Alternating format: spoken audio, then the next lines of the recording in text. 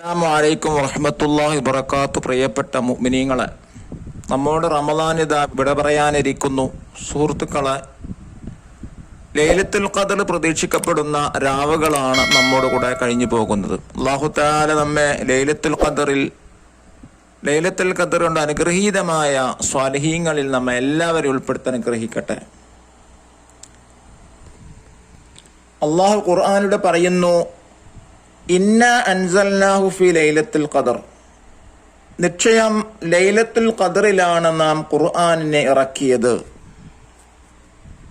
ലൈലത്തുൽ ഖദർ എന്ന മഹാരാത്രി വളരെയധികം പുണ്യമുള്ള രാത്രിയാണ്. 85 വർഷം ആരാധന ചെയ്ത കൂലി ആ ഒരൊറ്റ രാത്രി കൊണ്ട് നമുക്ക് ലഭിക്കുന്നതാണ്. അതിന് പ്രാധാന്യമുണ്ടാകാനുള്ള പ്രധാനപ്പെട്ട കാരണം ഖുർആൻ അന്ന് ഇറക്കി എന്നുള്ളതാണ്. ഈ ആയത്ത് വിശദീകരിച്ചുകൊണ്ട് ഇബ്നു അബ്ബാസ് റളിയല്ലാഹു അൻഹു പറയുന്നു, അല്ലാഹു 7-ാം ആകാശത്തിലെ ലൗഹിൽ മഹ്ഫൂദിൽ നിന്ന് ഖുർആനിനെ 1-ാം ആകാശത്തിലെ ബൈത്തുൽ അസ്സയിലേക്ക് ഒന്നാകയായി ഇറക്കി. ശേഷം ഓരോ സന്ദർഭങ്ങളനുസരിച്ച് 23 വർഷം കൊണ്ട് ഓരോരോ ഭാഗമായി നബി സല്ലല്ലാഹു അലൈഹി വസല്ലമ തങ്ങൾക്ക് ഇറക്കിക്കൊടുത്തു എന്നതാണ് ഇബ്നു കസീർ എന്ന തഫ്സീറിന്റെ ഹദീസ് ഗ്രന്ഥത്തിലൂടെ, തഫ്സീറിന്റെ വ്യാഖ്യാനമായ ഇബ്നു കസീറിലൂടെ നമ്മെ പഠിപ്പിക്കുന്നത്. അപ്പോ ലൈലത്തുൽ ഖദറിലെ ഖുർആൻ ഇറക്കപ്പെട്ടത് എങ്ങനെയാണ്? ലൗഹുൽ മഹ്ഫൂദിൽ നിന്ന് ബൈത്തുൽ ഇസ്സയിലേക്ക്, 1-ാം ആകാശത്തിലെ ബൈത്തുൽ ഇസ്സയിലേക്ക് ഒരുമിച്ചിറക്കി. പിന്നീട് ഘട്ടം ഘട്ടമായി 23 വർഷം കൊണ്ട് അല്ലാഹു തആല നബി തങ്ങൾക്ക് ഇറക്കി കൊടുത്തു എന്നുള്ളതാണ്. ഈ രാത്രിക്ക് ലൈലത്തുൽ ഖദർ എന്ന പേര് വെക്കപ്പെടാനുള്ള കാരണം വരാനിരിക്കുന്നൊരു വർഷത്തേക്കുള്ള മരണം, അവധി, ഭക്ഷണം, മറ്റു കാര്യങ്ങൾ അല്ലാഹു തആല തീരുമാനിക്കുന്ന ദിവസമായത് കൊണ്ടാണ് ഈ ദിവസത്തിന് ലൈലത്തുൽ ഖദർ എന്ന് പേര് പറയാനുള്ള കാരണം. കാര്യങ്ങൾ തീരുമാനിക്കുക എന്നത് കൊണ്ടുള്ള ഉദ്ദേശം പ്രസ്തുത കാര്യങ്ങളെ അല്ലാഹു മലക്കുകൾക്ക് വെളിവാക്കി കൊടുക്കുകയും ഓരോ മലക്കുകളോടും അവരുടെ ജോലികൾ ചെയ്യാൻ കൽപ്പിക്കുകയും ചെയ്യുക എന്നതാണ്. തഫ്സീറുൽ ബാസറിലൂടെ ഈ കാര്യങ്ങൾ വിശദീകരിക്കുന്നുണ്ട്. പ്രസ്തുത കാര്യങ്ങൾ അഥവാ മുദബ്ബിറാത്തുൽ ഉമൂർ, കാര്യങ്ങൾ നിയന്ത്രിക്കുന്ന മലക്കുകൾക്ക് ഏൽപ്പിച്ചു കൊടുക്കുന്ന ദിവസമാണിത്. കാര്യങ്ങളൊക്കെ തീരുമാനിക്കുന്നത് ബറാത്തിന്റെ രാത്രിയിലാണെങ്കിൽ, ഈ കാര്യങ്ങളൊക്കെ തീരുമാനിച്ച കാര്യങ്ങൾ ഏൽപ്പിക്കപ്പെട്ട മലക്കുകളെ, നിയന്ത്രിക്കുന്ന മലക്കുകൾ ഏൽപ്പിക്കുന്നത് ഈ ലൈലത്തുൽ ഖദറിലാണ്. പ്രസ്തുത മലക്കുകൾ ജിബ്രീൽ അലൈഹിസ്സലാം, മീകായിൽ അലൈഹിസ്സലാം, ഇസ്രാഫീൽ അലൈഹിസ്സലാം, മലക്കൽ മൗത്ത് അസ്റായിൽ അലൈഹിസ്സലാം എന്നിവരാണ്.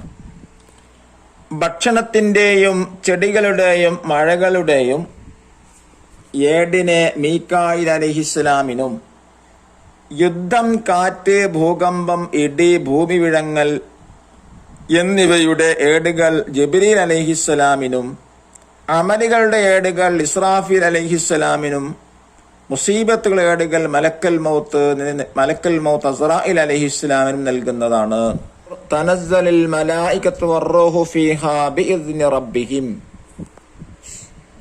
ലൈലത്തുൽ ഖദറിൽ അല്ലാഹുവിന്റെ സമ്മതപ്രകാരം മലക്കുകളും റൂഹും ഇറങ്ങുന്നതാണ്. എന്താണ് ഈ റൂഹ്? എന്താണ് ഈ ആത്മാവ്? പ്രസ്തുത റൂഹിനെ കുറിച്ച് 14 അഭിപ്രായങ്ങൾ തഫ്സീറുൽ വാഇലിൽ പറയുന്നു. അതിൽ പ്രധാന അഭിപ്രായങ്ങളാണ് പറയുന്നത്. എന്താണ് ഇവിടെ റൂഹ് ഇറങ്ങും, മലക്കുകളും റൂഹും ലൈലത്തുൽ ഖദറിൽ ഇറങ്ങുമെന്ന് പറഞ്ഞത് എന്താണ് റൂഹ് കൊണ്ടുള്ള ഉദ്ദേശം? 14 അഭിപ്രായങ്ങളുണ്ട്. ഒന്നാമതായിട്ട് അഭിപ്രായം ജിബ്രീൽ അലൈഹിസ്സലാം എന്നുള്ളതാണ്. ജിബ്രീൽ അലൈഹിസ്സലാം ഇറങ്ങുമെന്നാണ് ഉദ്ദേശം. ഇതാണ് ഭൂരിഭാഗം മുഫസ്സിരീങ്ങളും വ്യാഖ്യാനിക്കുന്നത്. അപ്പൊ മലക്കുകളും റൂഹും ലൈലത്തുൽ ഖദർ ഇറങ്ങുമെന്ന് പറഞ്ഞാൽ ജിബ്രീൽ അലൈഹിസ്സലാമാണ് റൂഹ് കൊണ്ട് ഉദ്ദേശിക്കുന്നതെന്നാണ് പ്രമുഖ അഭിപ്രായം.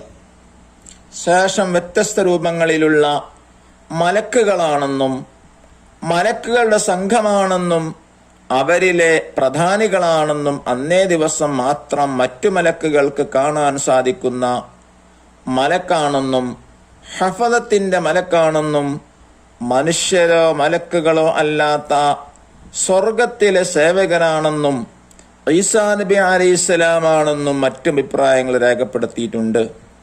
മറ്റൊരു പ്രധാനപ്പെട്ട അഭിപ്രായം മരിച്ചുപോയ കുടുംബങ്ങൾ റൂഹാണ് എന്നാണ്. അവർ അള്ളാഹുവിനോട് പറയും, അള്ളാഹുവേ, ഞങ്ങൾക്ക് ഞങ്ങളുടെ മക്കളെയും ആശ്രിതരെയും കാണാൻ വേണ്ടി ഞങ്ങളുടെ വീടുകളിലേക്ക് പോകാൻ നീ സമ്മതം തന്നാലും. അങ്ങനെ അവർ ഇറങ്ങി വരികയും അവരവരുടെ വാതിൽപ്പടിയിൽ ചെന്ന് ഇങ്ങനെ വിളിച്ചു പറയുകയും ചെയ്യും, ഈ രാത്രിയിൽ എന്തെങ്കിലും സ്വതക്കയോ ഭക്ഷണമോ ഞങ്ങളുടെ പേരിൽ ധർമ്മം ചെയ്യൂ, നിശ്ചയം ഞങ്ങൾ അതിലേക്ക് ആവശ്യമുള്ളവരാണ്. ഇനി നിങ്ങൾ പിശുക്ക് കാണിക്കുകയാണെങ്കിൽ ഈ ബറക്കത്തുള്ള രാത്രിയിൽ 2 റക്അത്ത് നിസ്കരിച്ച് ഞങ്ങളെ ഓർത്താലും. നിങ്ങളിൽ ആരെങ്കിലും ഞങ്ങളോട് കരുണ കാണിക്കുമോ, ഞങ്ങളുടെ ഒറ്റപ്പെടലിനെ കുറിച്ച് ചിന്തിക്കുമോ, ഞങ്ങളുടെ വീടുകളിൽ താമസിക്കുന്നവരെ, ഞങ്ങളുടെ സ്ത്രീകളെ വിവാഹം ചെയ്തവരെ, ഞങ്ങളുടെ വിശാല കൊട്ടാരങ്ങളിൽ താമസമാക്കിയവരെ, ഞങ്ങൾ ഖബറിൽ ഏറ്റവും കുടിസിലാണ്, ഞങ്ങളുടെ പാവത്തരത്തെക്കുറിച്ചും വിരഹത്തെക്കുറിച്ചും നിങ്ങൾ ചിന്തിക്കുന്നുണ്ടോ? ഞങ്ങളുടെ ഏടുകളെല്ലാം ചുരട്ടപ്പെട്ടു കഴിഞ്ഞു, ഇനി ചെയ്തിട്ട് കാര്യമില്ല, നിങ്ങൾ ഏടുകൾ തുറക്കപ്പെട്ടിരിക്കുകയാണ്. മയ്യത്തിന് ഖബറിൽ ഈദുൽ ഫിത്രോ ഈദുൽ അദ്ഹയോ ലൈലത്തുൽ ഖദ്റോ ഇല്ല, നിങ്ങൾക്കാണ് അവസരം നൽകപ്പെട്ടത്. അതിനാൽ നിങ്ങൾ മുതലെടുക്കൂ എന്ന നമ്മെ ചിന്തിപ്പിക്കുന്ന അർത്ഥവത്തായ കാര്യങ്ങൾ നമ്മളിൽ നിന്ന് മരണപ്പെട്ടു പോയ നമ്മുടെ കുടുംബാംഗങ്ങൾ നമ്മുടെ വീട്ടിൽ വന്ന് പറയും എന്നാണ് സുഹൃത്തുക്കളെ. വളരെ പ്രധാനപ്പെട്ടതാണ്, നാം ആഴത്തിൽ ചിന്തിക്കേണ്ട കാര്യങ്ങളാണവ. മറ്റൊരു പ്രധാനപ്പെട്ട അഭിപ്രായം അള്ളാഹുവിന്റെ റഹ്മത്താണ് ഇറങ്ങുന്നത് എന്നാണ്. റഹ്മത്തിന്റെ കൂടെ അള്ളാഹു ജിബ്രീൽ അലൈഹിസ്സലാമിനെ നിയോഗിക്കുകയും ജീവിച്ചിരിക്കുന്നവർക്ക് അത് ഓഹരി വെച്ച് നൽകുകയും ചെയ്യും. ശേഷം ബാക്കി വരുന്ന റഹ്മത്ത് മരണപ്പെട്ടവർക്ക് ഓഹരി ചെയ്യാൻ അള്ളാഹു കൽപ്പിക്കുകയും അത് പ്രകാരം ജിബ്രീൽ അലൈഹിസ്സലാം അവർക്ക് ഓഹരി ചെയ്യുകയും ചെയ്യും. പിന്നെയും ബാക്കി വരുമ്പോൾ ജിബ്രീൽ അലൈഹിസ്സലാം അള്ളാഹുവിനോട് ചോദിക്കും, നിന്റെ റഹ്മത്ത് ബാക്കിയാണ്, നീ എന്താണ് എന്നോട് കൽപ്പിക്കുന്നത്? അല്ലാഹു തആല മറുപടി പറയും, യാ ജിബ്രീൽ, എന്റെ റഹ്മത്തിന്റെ ഖജനാവ് നിറക്കപ്പെട്ടതാണ്, ബാക്കിയുള്ളത് ദാറുൽ ഹർബിലുള്ള കുഫാറുകൾക്ക് നീ വിതരണം ചെയ്യുക. അപ്പോൾ അള്ളാഹുവിന്റെ ഇൽമിൽ മുസ്ലിമായി മരിക്കുമെന്ന് തീരുമാനമുള്ള ദാറുൽ ഹർബിലുള്ള കാഫിറുകൾക്ക് ജിബ്രീൽ അലൈഹിസ്സലാം അത് വിതരണം ചെയ്യുന്നതാണ്.